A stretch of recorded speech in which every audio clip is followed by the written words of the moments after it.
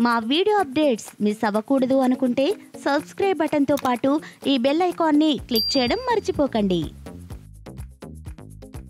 చిరంజీవి ఈ హీరోని మెగాస్టార్ని చేసింది ఎవరు? Mega fans.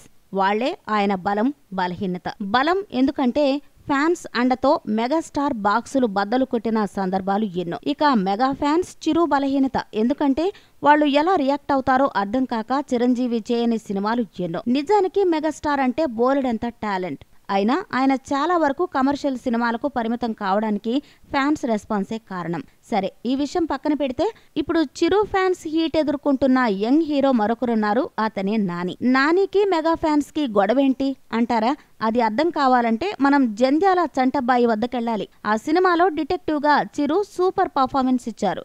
అయితే తరువాత కాలంలో వచ్చిన megastar mark mass masala movies లా ఉండదు చంటబ్బాయి. అందుకే దానికి చిరు 150 సినిమాల్లో ప్రత్యేక స్థానం ఉంది.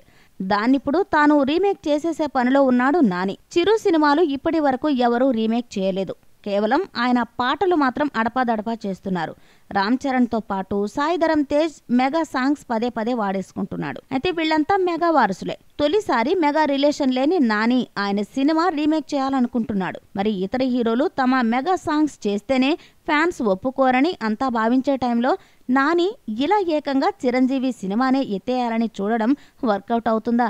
ఫ్యాన్స్ అంగీకరిస్తారా? అది నాని సినిమా అఫీషియల్ గా ప్రకటించి పూర్తి చేసి విడుదల చేస్తే తప్ప తెలిసేది కాదు. కానీ ఒక్కటి మాత్రం పక్క, నాని చంటబ్బాయిగా తెర మీదకొస్తే ఖచ్చితంగా మెగా అభిమానులు కళ్ళు పెద్దవి చేసుకుని పరీక్షిస్తారు.